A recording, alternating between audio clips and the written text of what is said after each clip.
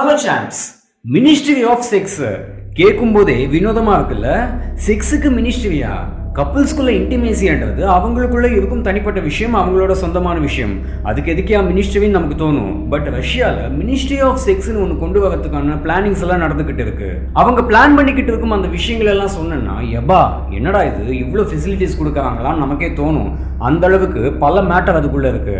அது எல்லாத்தையும் one by ஒன்னா இந்த வீடியோவில் பார்க்கலாம். அதுக்கு முன்னாடி நீங்கள் நம்ம சேனலை சப்ஸ்கிரைப் பண்ணலன்னா உங்கள் மொபைலில் ஃபுல் ஸ்க்ரீனை மாற்றி ஸ்க்ரீனை டச் பண்ணி மேலே ஸ்வைப் பண்ணி ரைட்டில் இருக்கும் சப்ஸ்கிரைப் பட்டனை தட்டி விட்டுடுங்க.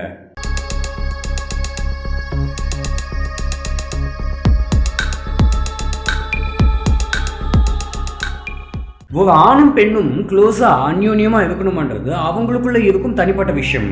பட் அதோட ரிசல்ட் குழந்தை. நேஷனல் வைஸா பார்க்கும்போது பர்த் ரேட்ன்றது மிக மிக மிக மிக முக்கியமான ஒன்று. அந்த பர்த் ரேட்டு கம்மியாகிக்கிட்டே போச்சுன்னா கொஞ்ச காலத்துல அந்த நாடே காலி ஆயிடும். இந்த பாப்புலேஷன் கிரைசிஸ்ன்றது உலக அளவில் பேசக்கூடிய டாபிக்கா தான் இருக்குது. ஏன்னா வேர்ல்டு வைடா இந்த பாப்புலேஷன்ன்றது கம்மியாகிக்கிட்டே தான் போகுது. நீங்க பாத்தீங்கன்னா ஆரம்பத்துல இருந்து ரொம்ப காலமாவே சைனா தான் பாப்புலேஷன்ல நம்பர் 1 கண்ட்ரியா இருந்தது. பட் கொஞ்சம் கொஞ்சமா இந்தியா முதல் இடத்தை பிடிச்சிடுச்சு, சைனா வந்து 2வது இடத்துக்கு போயிடுச்சு. இப்போ பிரசன்ட்லி சைனா வந்து பாப்புலேஷன்ல 2வது கண்ட்ரி தான். என்னடா நம்ம நாடு 2வது இடத்துக்கு போயிடுச்சேன்னு சைனாக்காரங்க என்ன பண்ணாங்க, 1 சைல்டு பாலிசில இருந்து 2 சைல்டு பாலிசி கொண்டு வந்தாங்க. பட் ஒன்றும் வேலைக்கு ஆகல. அதுக்கடுத்து 3 சைல்டு பாலிசி கொண்டு வந்தாங்க. ஆனாலும் இந்தியா தான் நம்பர் 1ல இருக்கு. பிரசன்ட் டேட்ல இந்தியாவோட பாப்புலேஷன் வந்து 140 கோடி.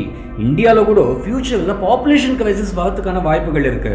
நீங்க நினைக்கலாம், ஹே நம்ம ஆளுங்கெல்லாம் ரொமான்டிக்கான ஆளுங்கப்பா, அதுக்கெல்லாம் வாய்ப்பே இல்லை அப்படின்னு. பாப்புலேஷன் அதிகமாகும். 140லேருந்து 170, 180, 210 கோடி வரை கூட போகும். அதுக்கப்புறம் கொஞ்சம் கொஞ்சமா டிக்ளைன் ஆக வாய்ப்புகள் இருக்கு. ஏன்னா இந்தியாவில் அந்த ரீப்ளேஸ்மெண்ட் லெவல் விழுந்துகிட்டே போகுது. இப்போ டெத் ரேட்டும் பர்த் ரேட்டும் ஈக்குவலா இருந்ததுன்னா அப்போ எந்த ப்ராப்ளமும் இல்லை. ஆனா பர்த் ரேட்டு ஈக்குவலா இல்லாம அதை விட கம்மியாகிக்கிட்டே போச்சுன்னா அப்பதான் அதோட உண்மையான சுயரூபத்தை பார்க்க முடியும். இந்த ரீப்ளேஸ்மெண்ட் லெவல் கம்மியாக காரணம் என்னன்னா, இப்போ இந்தியாவோட ஃபெர்டிலிட்டி ரேட் வந்து 2.1% இருக்கு. அது ஏற்கனவே கம்மியாகி தான் இந்த 2.1% வந்திருக்கு. அது இன்னும் கம்மியாகிக்கிட்டே தான் போகுது. இந்தியாவை அப்படி வைங்க, மற்ற நாடுகள் எல்லாம் பாத்தீங்கன்னா இந்த பாப்புலேஷன் growthன்றது கம்மியாகிக்கிட்டே தான் போகுது. 2023ல ஜப்பானோட பாப்புலேஷன் growth லெவல் எவ்வளவுன்னு பாத்தீங்கன்னா -0.5% தான். அண்ட் இந்தியாவோட பாப்புலேஷன் growth வந்து 2013ல 1.3% இருந்தது. அது கொஞ்சம் கொஞ்சமா டிக்ளைன் ஆகி 2023ல 0.8% தான் பாப்புலேஷன் அதிகமாக இருக்கு. ஜப்பானோட கம்பேர் பண்ணும்போது அங்க மைனஸ்ல போகுது.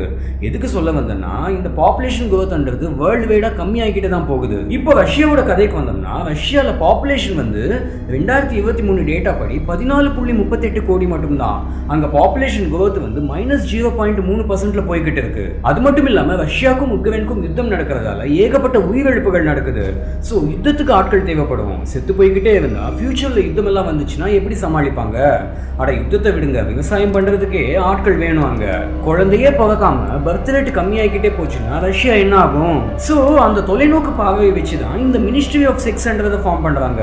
கொஞ்சம் காலத்துக்கு முன்னாடி எல்லாம் குழந்தைங்க எக்கச்சக்கமா பிறந்துகிட்டு தான் இருந்தாங்க. ஸோ அந்த லெவல் பேலன்ஸ் ஆகிக்கிட்டு தான் வந்தது. மிலிட்டரிக்கு ஆட்கள் பஞ்சம் கிடையாது, விவசாயத்துக்கு ஆட்கள் பஞ்சம் கிடையாது. இந்த கிராஃபை பார்த்தீங்கன்னா தெரியும், 2012 வரைக்கும் நார்மலா தான் இருந்தது. அங்கிருந்து அப்படியே கொஞ்சம் கொஞ்சமா அந்த லைன் வீழ்ச்சியை நோக்கி வந்துடுச்சு. எஸ்பெஷலி ரஷ்யா யுக்ரைன் யுத்தம் ஸ்டார்ட் ஆனப்பதுல இருந்து இன்னும் டிக்ளைன் ஆகியிருக்கு. இப்போ இந்தியால பாப்புலேஷன் நல்லா இருக்கிறதுனால ஆர்மிக்கு பஞ்சம் கிடையாது. அதனால டிஃபென்ஸ் சைட்ல இருந்து எந்த ப்ராப்ளமும் கிடையாது. ஆனா ரஷ்யால அப்படி கிடையவே கிடையாது. அங்க ஆளுங்களுக்கே பஞ்சம். பாப்புலேஷன் இல்லைன்னா நாடே காலி ஆயிடும். வர்த்தக ரீதியா பொருளாதாரம் நடக்காது, ஃபேக்டரி இயங்காது, எல்லாமே மொத்தமா கொலாப்ஸ் ஆயிடும். சோ ரஷ்யன் கவர்மெண்ட் பார்த்தாங்க, என்னடா இது பாப்புலேஷன் கம்மியாகிக்கிட்டே போகுதுன்னு இந்த மினிஸ்ட்ரி ஆஃப் செக்ஸ்ன்றதை ஃபார்ம் பண்றதுக்கு பிளான் பண்ணிக்கிட்டு இருக்காங்க. புட்டினோட ஸ்ட்ராங் சப்போர்ட்டரான நினா ஆஸ்டானினான்னு சொல்லப்படுறவங்க ரஷ்யன் பார்லிமெண்டோட ஃபேமிலி ப்ரொடெக்ஷன் கமிட்டிக்கு ஹெட்டா இருக்காங்க.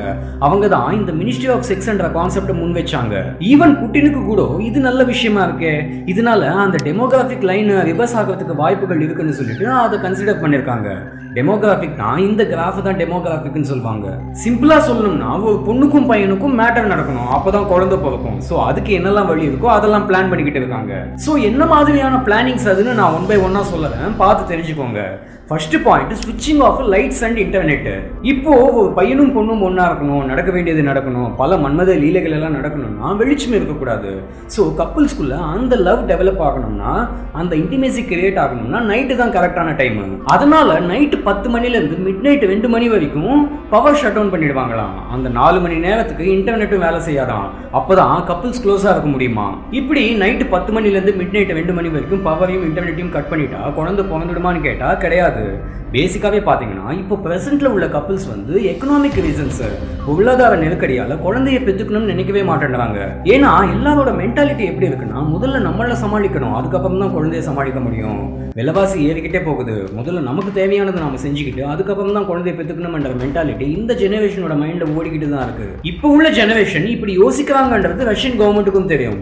அதனால அவங்களோட அடுத்த பிளான் என்னன்னா, ஃபினான்ஷியல் இன்சென்டிவ்ஸ் ஃபார் மதர்ஸ். அதாவது குழந்தைய பெற்ற அம்மா வந்து ஹவுஸ் ஒய்ஃபா இருந்து வீட்டு வேலைகளை செஞ்சுக்கிட்டு இருந்தாங்கன்னா அவங்களுக்கு இன்சென்டிவ்ஸ் கொடுக்கணும்னு சொன்னாங்க. அண்ட் 2022லயே விளாடிமிர் புட்டின் என்ன அனௌன்ஸ் பண்ணாங்கன்னா, 10 குழந்தைய பெற்றுக்கிட்டா அவங்களுக்கு 13 லட்சம் ரூபாய் அமௌண்ட் கொடுப்போம்னு சொன்னாங்க. அதாவது ஒரு குழந்தைக்கு 13,500 யூரோஸ், ரவுண்டா 10ன்னு பார்க்கும்போது இந்தியன் வேல்யூ படி 13 லட்சத்துக்கிட்ட வந்துடுது. 10 தான் பெற்றுக்கணும்னு எந்த லிமிடேஷனும் கிடையாது, எத்தனை குழந்தை வேணாலும் பெற்றுக்கலாம். பட் ரவுண்டா 10ன்னு பார்க்கும்போது அது 13 லட்சம் ரூபாய் இன்சென்டிவ். ஸோ அந்த பொண்ணுக்கு, அதாவது அந்த 10 குழந்தைய பெற்ற அம்மா வந்து தன்னோட 10வது குழந்தையோட முதல் பர்த்டேவை கொண்டாடும் போது அந்த 13 லட்சத்தை அவங்களோட அக்கௌண்ட்ல போட்டு விட்டுடுவாங்களாம். சப்போஸ் அந்த குழந்தை ஏதாவது சில அசம்பாவிதங்களால இறந்து போயிட்டா கூட அந்த 13 லட்சத்தை கொடுத்துடுவாங்களாம். ஸோ இதை வச்சு என்ன தெரியுதுன்னா, ஒரு பொண்ணு வந்து குழந்தைய பெற்று கொடுக்கும் மிஷினா மாறி போயிட்டா. ஃபேக்டரியில ப்ராடக்ட் உற்பத்தி பண்றது போல குழந்தைங்களை ப்ரொடியூஸ் பண்றாங்க. குழந்தைய பெற்று கொடுத்து பணத்தை வாங்கிட்டு போயிட்டே வேண்டதான் இந்த கான்செப்ட். அடுத்த பாயிண்ட் என்னன்னா, இந்த டேட் இருக்கு இல்லையா, ஃபாரின்ல இந்த டேட்டிங் எல்லாம் பண்ணுவாங்க. அந்த ஃபர்ஸ்ட் டேட்டுக்கு உண்டாகும் செலவு கூட கவர்மெண்ட்டே கொடுத்துடுவாங்களாம். அதாவது எப்படின்னா, நீங்க லவ் பண்றதுக்கு உண்டாகும் செலவுகளை நாங்களே பே பண்ணிடுவோம். அந்த பேமெண்ட் வந்து அப்ராக்சிமேட்லி 4,395 ரூபாய் கிட்ட வந்துடுமா. ஸோ எப்படின்னா, பண்ணுங்கடா, எவ்வளோ லவ் பண்ணணுமோ பண்ணுங்கடா. அடுத்த பாயிண்ட் என்னன்னா, வெட்டிங் நைட்டை ஹோட்டல்ல ஸ்பெண்ட் பண்றதுக்கு. வெட்டிங் நைட்டை சிம்பிளாக சொல்லணும்னா முதல் இரவனே சொல்லலாம். ஸோ அந்த ஃபர்ஸ்ட் நைட்டை ஹோட்டலில் ஸ்பெண்ட் பண்ணுறதுக்கு உண்டான செலவுகளை கவர்மெண்ட்டே கொடுத்துடுமா. அது வந்து அப்ராக்சிமேட்லி 23,000 ரூபாய் கிட்ட வந்துடுமா. இது எல்லாமே ப்ரெக்னன்சிஸை என்கரேஜ் பண்ணுறதுக்காக தானே சொல்லியிருக்காங்க. ரஷ்யாலேயே சில ரீஜியன்ஸில், ஃபார் எக்ஸாம்பிள் காபரோவ்ஸ்க்குன்னு சொல்லப்படும் இடத்துல 18லேருந்து 23 வயசு பொண்ணு குழந்தைய பெற்றுக்கிட்டா அந்த பொண்ணுக்கு 900 யூரோஸ் கொடுப்பாங்களாம். 900 யூரோஸ்னா அது வந்து அப்ராக்சிமேட்லி 97,000 ரூபாய் கிட்ட வந்துடுது. அண்ட் சிலியாபின்ஸ்க்குன்னு சொல்லப்படும் இடத்துல முதல் குழந்தைய பெற்றுக்கிட்டா 8,500 யூரோஸ் கொடுப்பாங்களாம். 8,500 யூரோஸ்னா எவ்வளவு தெரியுமா? 9,19,052 ரூபாய். இது எல்லாத்தையும் தாண்டி இன்னொரு செம்மையான மேட்டர் என்னன்னா, ரஷ்யாவோட ஹெல்த் மினிஸ்டர் என்ன சொல்லியிருக்காருன்னா, ஆஃபீஸில் வேலை செய்யும் போது காஃபி பிரேக்லையும் லஞ்ச் பிரேக்லையும் ப்ரோக்ரியேஷன் பண்ணுங்க. ப்ரோக்ரியேஷனாக ஒன்றும் கிடையாது, எல்லாமே போய் லவ் பண்ணுங்கடா, மேட்டர் பண்ணுங்கடான்றது தான் ப்ரோக்ரியேஷன். ஏன்னா லைஃப் வந்து ரொம்பவே சீக்கிரமாக பறந்து போயிடுமா. அதனால எவ்வளோ லவ் பண்ண முடியுமோ பண்ணுங்கன்னு சொல்லியிருக்காரு. எல்லாமே நல்லா பர்த் ரேட்டை இன்க்ரீஸ் பண்ணுறது போல தான் இருக்கு. பட் அதோட உச்சக்கட்டம் என்னன்னா, அத்தாரிட்டிஸ் வந்து மாஸ்கோவில் வேலை செய்யும் பெண்கள், எஸ்பெஷலி கவர்மெண்ட் ஜாப்ல வேலை செய்யும் பெண்களோட பர்சனல் லைஃப்குள்ளேயும் நுழைஞ்சிட்டாங்க. எப்படின்னா, அவங்க கிட்ட ஃபார்ம் ஒன்று கொடுத்து அதில் உள்ள கொஸ்டின்ஸ்க்கு ஆன்சர் பண்ண சொல்லியிருக்காங்க. இதில் என்னடா இருக்கு, ஆன்சர் பண்ணிட்டா போச்சுன்னு தான் நமக்கு தோணும். பட் அதில் கேட்கப்பட்ட கேள்விகள் என்னன்னா, ஒரு பொண்ணோட உடம்புக்கு சம்மந்தப்பட்ட விஷயங்கள், லைக்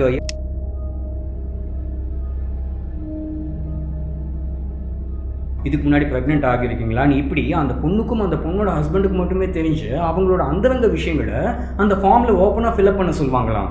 சில பெண்கள் வந்துச்சு, என்னடா இப்படியெல்லாம் கேட்டிருக்காங்களே, இதுக்கு எப்படி ஆன்சர் பண்ணுறதுன்னு சொல்லிட்டு ஆன்சர் பண்ணாமல் அந்த இடத்த பிளாங்காக விட்டுட்டாங்களாம். பட் லேட்டராக அவங்களோட பேரை சொல்லி அவங்களோட ஸ்டேட்டில் உள்ள டாக்டர்ஸ் கிட்ட போயிட்டு இந்த கேள்விகளுக்கு பதில் கொடுக்க சொன்னாங்களாம். ஸோ பர்த் ரேட்டை இன்க்ரீஸ் பண்ணுறதுக்காக ரஷ்யா வந்து மினிஸ்ட்ரி ஆஃப் செக்ஸ் என்ற கமிட்டியை ஃபார்ம் பண்ணி குழந்தைய பெற்றுக்க என்னெல்லாம் வழி இருக்கோ அதெல்லாம் சஜஷனாக சொல்லியிருக்காங்க. குழந்தைய பெற்றுக்கிட்டா இவ்வளவு அமௌண்ட் இன்சென்டிவாக கொடுப்போம்னு கப்பிள்ஸ் லவ் பண்ண என்கரேஜ் பண்ணியிருக்காங்க. ஸோ இதெல்லாம் தான் ரஷ்யாவோட மினிஸ்ட்ரி ஆஃப் செக்ஸ் அப்படின்னா என்னன்றதுக்கான டீடைல்ஸ். கண்டிப்பாக உங்களுக்கு இன்ஃபர்மேட்டிவாக இருக்கும்னு தோணுது. ஸோ சப்போர்ட் பண்ணுங்கள், சப்ஸ்கிரைப் பண்ணுங்கள், அப்படியே இந்த வீடியோவை ஷேர் பண்ணுங்கள். மீண்டும் அடுத்த வித்தியாசமான வீடியோவில் சந்திக்கலாம். until then, bye.